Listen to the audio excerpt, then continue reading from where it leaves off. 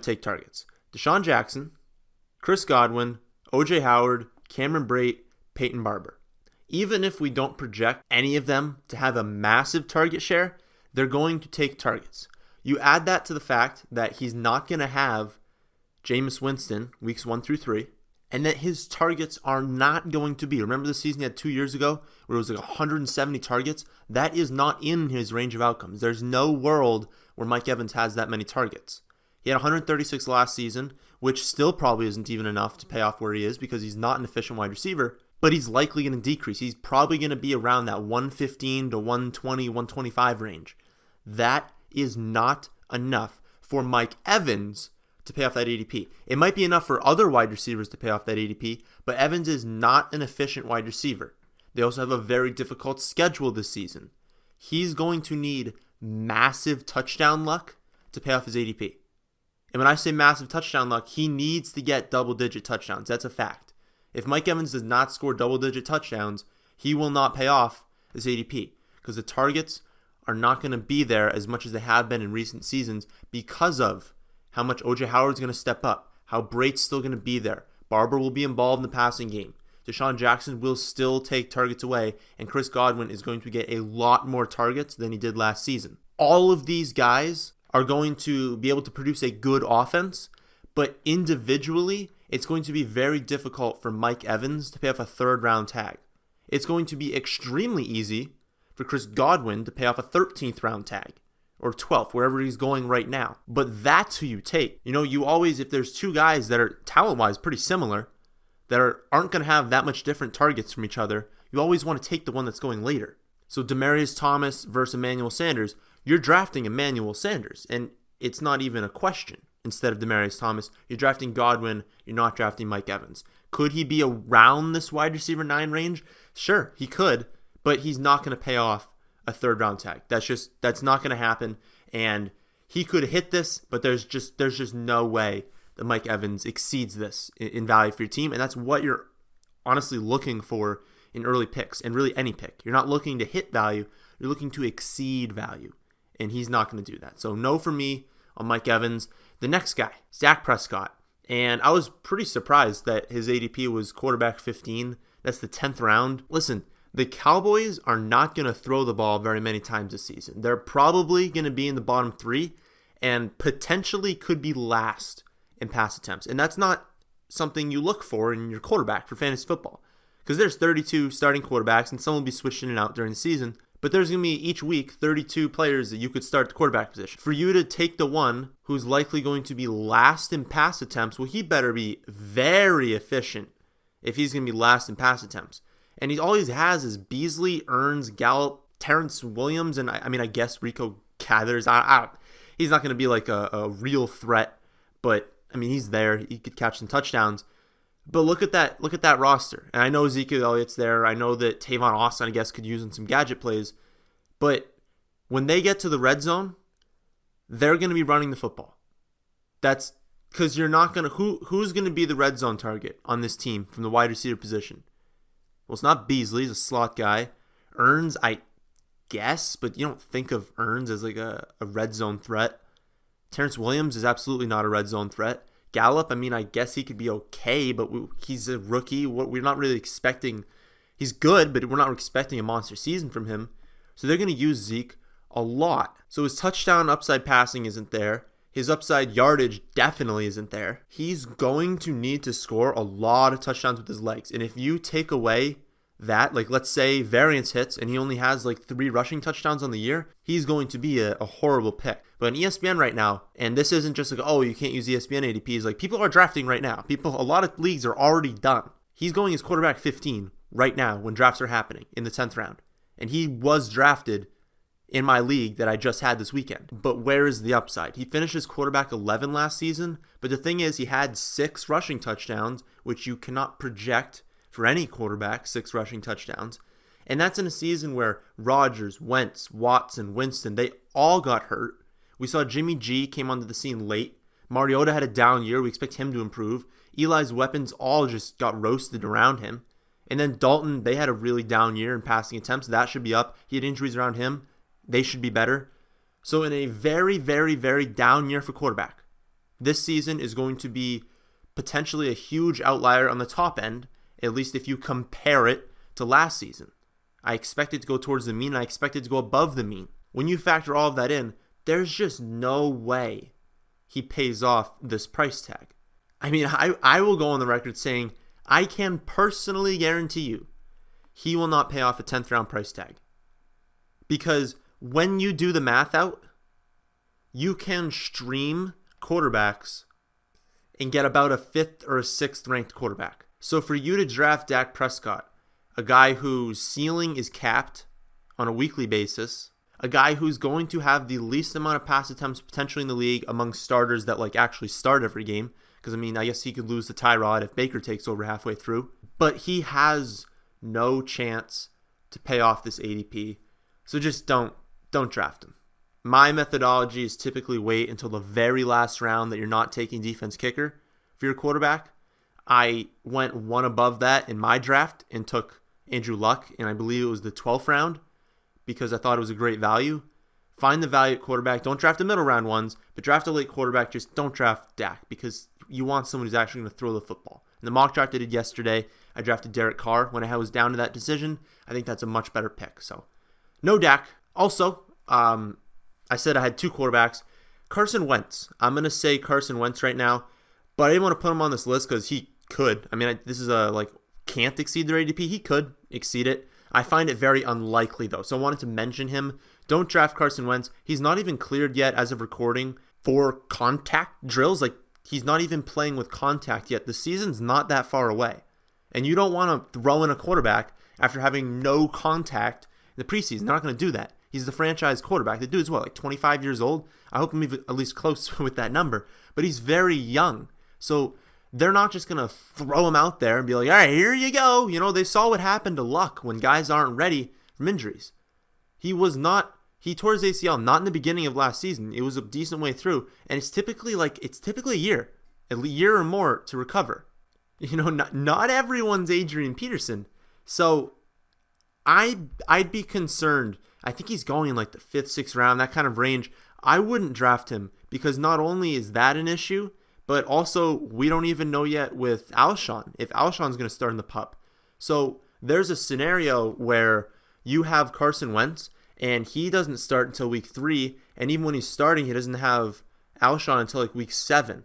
That is definitely not okay to be drafting in the middle round. So there's way too much risk to draft Wentz, but there is a chance he exceeds the ADP if he starts right away and he's fine and Alshon's healthy and Alshon's fine and he does great, because remember, you have to do amazing to pay off that ADP for mid-round quarterbacks since there are so many. So definitely just don't draft him, but I wanted to include this list of 5, and I didn't want to do 2 quarterbacks, but don't draft Carson Wentz or Dak Prescott. Next guy is the running back slot, Isaiah Crowell. And you might be like, whoa, okay, he could pay off running back 30. This isn't the guy I want to draft. I was a little bit high on him during the offseason when he was going in the 11th round, 10th round, because then it was worth it. You knew he was going to get the run. They paid him a decent amount of money. But at the end of the day, it's the Jets. And they have 6 projected wins, and Powell's going to be a third down back. That's just, you have to play that through your mind. A team with 6 projected wins is not going to win many games. Vegas isn't in the business of losing money, and if you look at their roster, they're probably pretty accurate with that 6 projected wins. So you got Crowell for early downs. You've got Powell on late downs. And McGuire's going to come back. McGuire had the foot thing. I'm very high on Elijah McGuire. He's not going to start the season healthy, but when he comes back, maybe halfway through the season, maybe he won't take over the full role, but he'll be there. And as soon as you start adding humans to the backfield, the upside goes down and down and down, and the risk goes up and up and up. I'm not drafting Crowell until he proves to me for a year that he is a good NFL running back that can score me fantasy points, because there are just too many guys on this team. You guys know, I think Powell's fine, but I thought if McGuire and Crowell were healthy that they should cut him from a financial standpoint and from a what are you doing starting him? He's not even helping your team develop standpoint. But he's going to be on the team now that McGuire's out to start the season. So when you throw all these guys into a mix, you have a 3-headed backfield on the New York Jets. That's not what we're going after. They're one of the lowest projected teams in terms of win. They're going to be the lowest projected team or among the lowest projected teams in terms of points scored. You don't look for that as an early down running back. I'm not drafting him, especially when you look at the players going around him. He's just been hyped up too much. Burkhead's going like 3 spots ahead of him. Carson, these are the guys going behind him now. Carson, Kerryon Johnson, Adrian Peterson, Peyton Barber. No way in the world I draft Crowell ahead of those guys, but they're being taken at that spot. Burkhead's the only one that I just listed down there that's being taken before him, and it's like 3 spots. So there are leagues definitely where Crowell's being taken first. You take Burkhead, Carson, Kerryon Johnson, Adrian Peterson, Peyton Barber. Maybe they all don't beat him, but I can feel pretty confident in saying that most, if not all of them, will beat him. And it's like 2. I know Adrian Peterson and Barber going like 2-3 rounds behind him, and that's ridiculous. So don't draft Isaiah Crowell, and typically that's a good shout out. Don't draft early down running backs with competition on terrible teams, or at least terrible offenses. If you have a bad team that's really bad because their defense is really bad, but their offense is fine, their offense might actually be pretty good, then you can do it. But bad offense, the New York Jets are a bad offense. So don't draft. Next is Greg Olsen. That might turn some heads too. There weren't too many tight ends that were being misappropriately priced. I think most of the pricing is pretty accurate when you factor in risk and you factor in upside. I mean, it's pretty much we know what's going to happen at tight end. But I think that Olsen's being overvalued at his 5th round tag. Maybe he could finish at tight end 4. I tend to think that he won't, but he could. There's a world where that happens. I just think even if that does happen, it's not worth a 5th round pick. They're not a high volume offense. And they've got Funchess. They've now got first round rookie DJ Moore. They've got Christian McCaffrey. All of those guys are going to take targets. And we've seen they're going to feature Christian McCaffrey in this offense. So you've got a featured running back, 2 wide receivers who are very good at football and are going to get targets. Then you add in the tight end. How many targets can we really put for Olsen? And then you think about who the quarterback is. Maybe if you had an Aaron Rodgers or a Tom Brady or Drew Brees that could have a lot of pass attempts and a lot of yards and touchdowns, you can make up for it.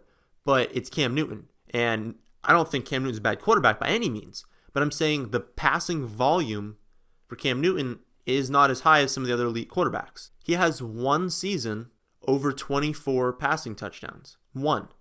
He has 1 season over 3,900 passing yards. Those didn't even come in the same year. So this is a guy who won the MVP, who's had a few really, really good seasons. 1 year over 24 passing touchdowns, 1 year over 3,900 passing yards. How are you going to divvy that up between McCaffrey, Moore, Funchess, Olsen, and other guys? Other people score touchdowns. Other people get yards.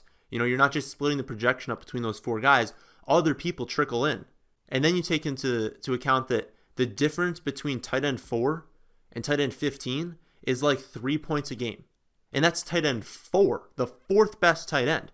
If you bring that down to like tight end 7, 8, it's like 1 to 2 points a game. You know, I'm not going to take, because tight end 7's going in like the 7th round? Wait 6 rounds and get 1 less point per game. It's just not worth it. The 5th round is where we see the drop-off in production for wide receivers and running backs, but it's still where you have the best chance to hit on a high upside guy. So you got to shoot for upside. You've got to fill out those running backs and wide receivers because they're so much more important to your team. And when you cap that with the upside, you can draft Gronk and Kelsey because they have absolute massive upside, league-winning upside. And you could throw Ertz in there, who I have him pretty significantly below them. In standard, you could throw in Jimmy Graham, could have touchdown upside, but I still don't throw him into that category as well. Olsen just doesn't have that type of season in him this year, coming off of an injury with all those other targets. So when you look at the upside to win your league, Olsen doesn't really have it, so it's not worth a 5th round pick when the difference between him and some of the guys going in that like 15, 16, 17 range, it's not that different. So don't draft Olsen. Probably is not going to exceed his ADP. And we move on to the end. We move on to our second wide receiver on this list, and Robert Woods. I think people remember that, what was it, like a 4-game stretch? 3-4 game stretch where he was just awesome. He may have been like the wide receiver 1 over that stretch. I mean, he was just fantastic, and no one was playing him in DFS because everyone was like, oh, his price tag keeps going up. You know, he's not going to keep producing these insane weeks. but they weren't actually as insane as we recall. He was good, but he was also very lucky. He was the wide receiver 32 last season, 19th in points per game because he missed a few games. Cooks is going to take more targets than Watson. We've seen a few good seasons, I don't know if even full seasons from Watkins, but some good games, I guess, in Buffalo for Sammy Watkins. We've seen that his chemistry with Mahomes has not been good. So I look at Brandon Cooks, a guy who's had 3 consecutive seasons of over 1,000 yards and 7 or more touchdowns, and I have to think he's going to produce better than Sammy Watkins does. So you add in someone who's going to take more targets than Sammy Watkins. We have Woods projected around that 100 to 110, maybe 105 to 110. That's where he's going to finish. And it's not like these are, high fantasy point targets. These are not exceptionally deep down the field. These are not going to be heavily involved in the red zone. So they're kind of low fantasy point targets. And let's just pretend that 94-yard touchdown didn't happen last year, because he has that one monster game of 170 and 2 scores. But take out the 97-yard touchdown he had. One game over 84 receiving yards. One. And he's not a red zone threat. He had 5-6 touchdowns last year, but a lot of them came in 2 games. He had 4 touchdowns in 2 games, back to back. But he didn't do much the rest of the season because they used Gurley a ton in the red zone and they used Cooper Kupp a ton in the red zone. Well, they're not going to get to the red zone a million times. They're going to get there a lot, but not enough to feature Gurley and feature Kupp, and then for Woods to be in that 8-9 range. And when you're looking at the 6th round, and Gurley's increasing his receptions 21 to 43 to 64, and like I mentioned, Cooks has 3 consecutive 1,000 and 7+ touchdown seasons, what are you expecting in the 6th round, from Robert Woods? I mean, I'll just name the 3 players being drafted 1, 2, and 3 behind him. Emmanuel Sanders, Marquise Goodwin, Corey Davis. In what world do you think Robert Woods has more upside than the number 1 in San Fran, who had a ton of air yards last season, looks legitimately the dominant number 1, no one else is going to challenge him for that role. Marquise Goodwin is the number 1 in San Fran, a phenomenal pick. You've got the definite number 1 in Tennessee, who I'm not worried about that one preseason game being off target on 2 passes. We're all of a sudden concerned about 2 passes for Mariota when the first 2 games are great. And Emmanuel Sanders, who looks like the target hog in Denver. We're not 100% sure who the quarterback's going to be for the full season, but right now, Keenum looks like he loves him, like we predicted on this channel, because Emmanuel Sanders' skill set matches the best with Case Keenum's skill set.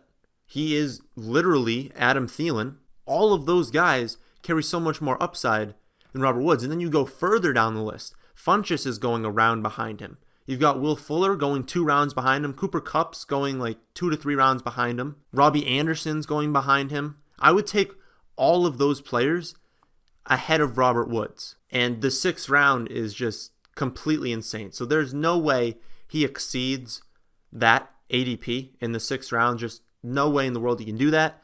So don't draft him. Don't draft players who have no chance of exceeding their ADP. So there's my list. Let me know what you guys think of the list in the comment section below. I don't think any of these guys should come at a major shock to you. You know that we've been off of all of these players for the entire offseason, so it shouldn't be shocking. But I know some of you watching this video, actually 80% of you watching this video, are not subscribed. So maybe you didn't know. But these are guys, no way they exceed their ADP, so don't draft. All right, that's the end of this video. Hope you guys did enjoy. If you did, how about we hit the like button? How about we subscribe if we're new? Thanks for watching.